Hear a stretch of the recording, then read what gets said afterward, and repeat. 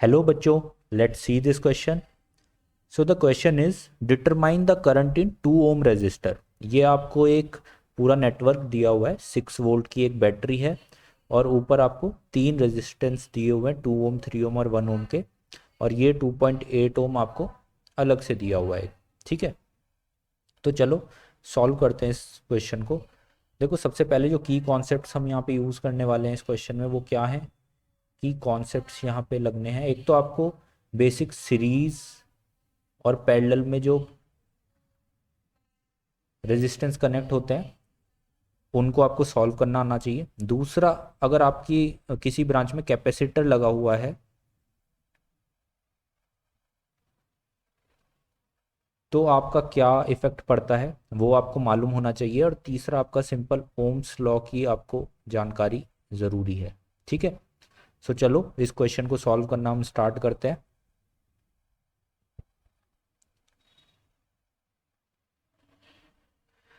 देखो, मानो यहाँ से आई करंट जा रहा है इस ब्रांच में। ठीक है, अब आई करंट इधर आया।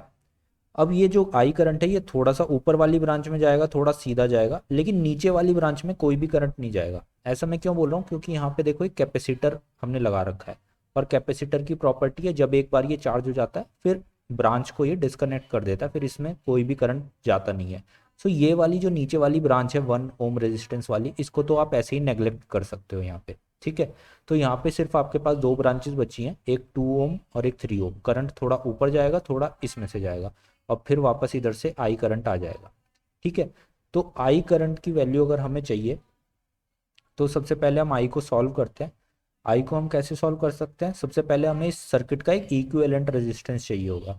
तो इन दोनों रेजिस्टेंस को देखते हैं हम। 2 ओम और 3 ओम का जो रेजिस्टेंस है वो एक दूसरे के साथ पैरेलल में कनेक्टेड है। ठीक है, तो पैरेलल में अगर आपको इक्विवेलेंट रेजिस्टेंस चाहिए होता है आप क्या करते हो, 1/r इक्वल्स टू 1/2 प्लस 1/3। ठीक है, तो ये कितना आ जाएगा आपके पास 6, यहाँ पे 3 प्लस 2 5/6। तो आर की वैल्यू आ जाएगी आपकी 6/5, या इसको आप लिख सकते हो 1.2 ओम। तो इस रेजिस्टेंस को आपने सॉल्व करके कितना बना दिया, 1.2 ओम का रेजिस्टेंस बना दिया। ठीक है, अब ये जो 1.2 ओम का रेजिस्टेंस है ये वाला रेजिस्टेंस और ये 2.8 ओम का जो रेजिस्टेंस है ये दोनों एक दूसरे के साथ सीरीज में कनेक्टेड है, राइट। सो ये दोनों एड अप हो जाएंगे। अगर इस सर्किट का आप इक्विवेलेंट रेजिस्टेंस निकालोगे वो कितना आएगा, 1.2 प्लस 2.8, यानी कि आपका 4 ओम रेजिस्टेंस इस सर्किट का इक्विवेलेंट रेजिस्टेंस हुआ। अब आपको सिंपली अगर करंट कैलकुलेट करना है आई, तो वो कितना हो जाएगा, V/R। सो V आपका जो इस बैटरी आपको दे रही है 6 वोल्ट की बैटरी है, डिवाइड बाई 4। तो यानी कि आपके सर्किट में 1.5 एम्पेयर का करंट दौड़ रहा है।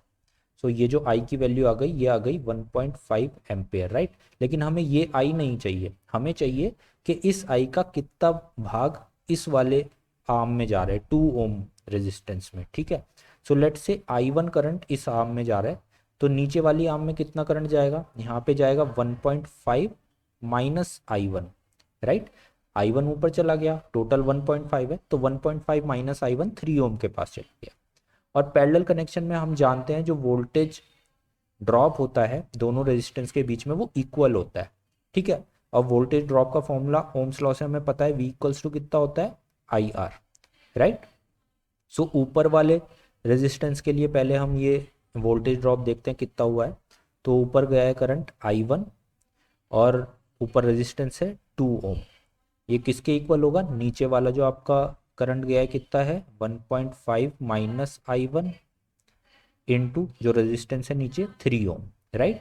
तो इसको हम सॉल्व करेंगे I1 की वैल्यू के लिए। तो 3 के अंदर मल्टीप्लाई करेंगे, 4.5 माइनस 3I1। सो यहाँ से अगर आप सॉल्व करोगे 5I1 आपका इक्वल्स टू आ जाएगा 4.5 के, जिसको आप फर्दर सॉल्व करोगे तो I1 की वैल्यू आएगी 4.5 डिवाइड बाई 5। इसको आप सॉल्व करोगे तो 0.9 एम्पेयर। तो आपकी I1 की वैल्यू आएगी 0.9 एम्पेयर। I1 है जो करंट आपका 2 ओम रेजिस्टर में जा रहा है, तो इसकी वैल्यू है 0.9 एम्पेयर, जो है आपका ऑप्शन नंबर सी। ठीक है, तो ऑप्शन सी आपका करेक्ट ऑप्शन हुआ।